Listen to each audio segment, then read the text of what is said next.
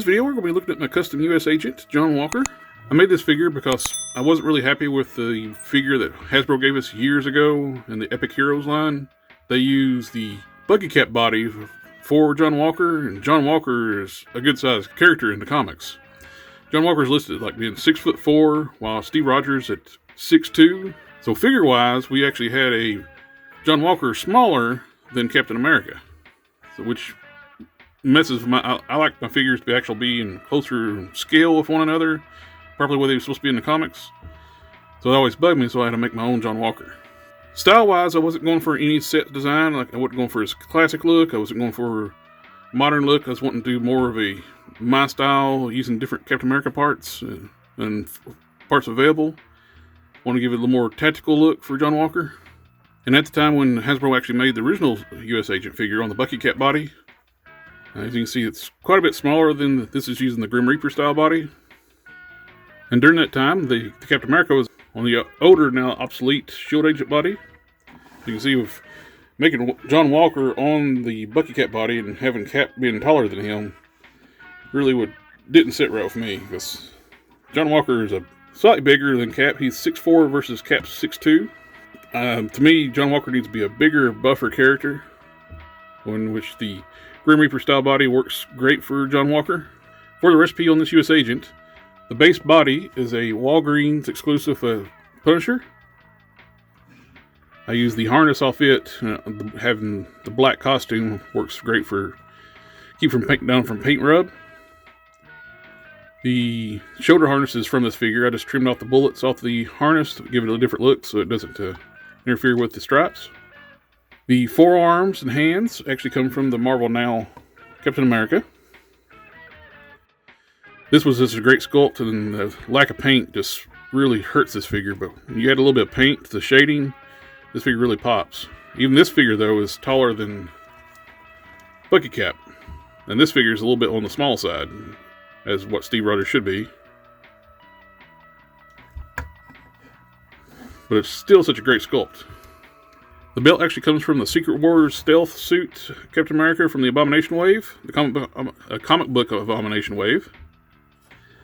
I always like the sleek look of this belt, and actually I like this. Even though this was inaccurate to the comics, I actually did like the look of this costume.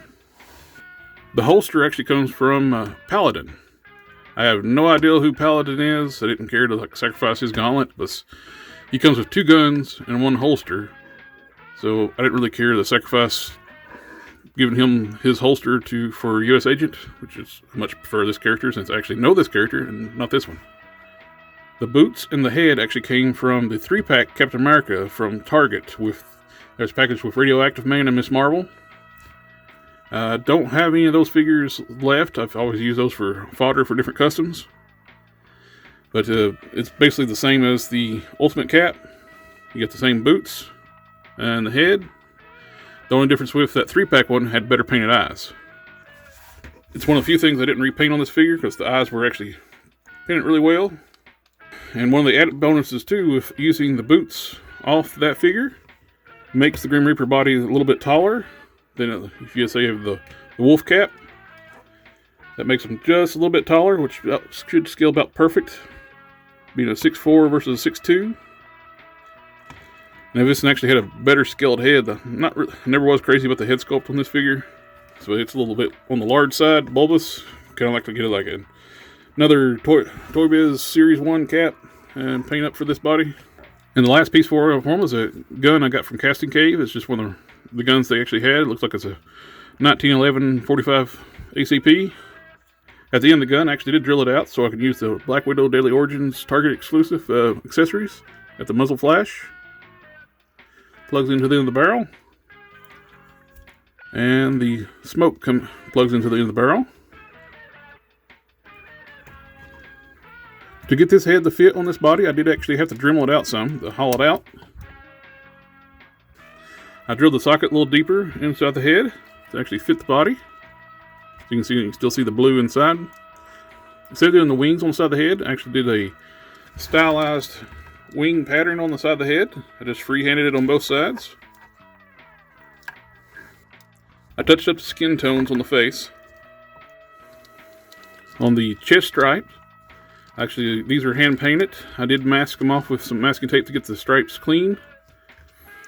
With the star, I have painted these by hand, but I've gotten a little older and a little impatient about doing it now, and I found a great source about doing stars and different patterns. If you can take a little time to look, these are called nail art.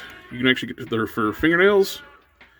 I just use one of these. Then after get on here, I put up a clear coat over top of it, and it looks really nice and sharp. The gauntlets, like I said, are from the Marvel Now Captain America. The gauntlets were repainted. I painted the tops of the black, and I did a wash and dry brushed red, bright red over top of that to give it a little more depth. Same with the boots. I did the wash and dry brushed over top of them, and I repainted the treads black. The shield is actually from the Epic Heroes U.S.Agent. This is actually the second U.S.Agent I've made. Never was happy with the U.S.Agent being on that Bucky Cap body. This is the previous one I did, and using more of the Captain America from that 3-pack from Target. This is the head from the U.S.Agent they used with the Bucky Cap body. The rest of it's all basic Captain America parts. Been repainted. I was happy for this one for a long time until they started coming out with these newer, better sculpted bodies. So I decided to make me a new one. With being on standard Marvel Legends body, its articulation's all there. You got your disc end socket, ball joint, hinge and swivel shoulders, bicep swivel, double jointed elbows, hinge and swivel wrist. I did modify the hand. I cut this finger free for a trigger finger, so you can actually put the finger into the trigger guard. Ab crunch, waist twist, ball jointed hips, kick out this far, thigh swivels, double jointed knees, boot swivel, hinged ankles, and ankle pivots. I was really happy how this U.S.Agent turned out, and I know there's rumor that they're going to be doing a new one. My theory is I know people seen the Venomized Captain America. It's Walmart exclusive. It's using the modified version of the 80th anniversary body for Captain America, which uses parts of the Wolf Cap, the Grim Reaper body. But it's got new knees, new lower legs with combat boots and new gauntlets. My guess, those were sculpted for the new U.S.Agent. That's just my guess. So in the comics, the U.S.Agent has actually got a more tactical look, more like this, now in the comics as well. I appreciate y'all taking the time to watch the video, and I'll catch y'all next time.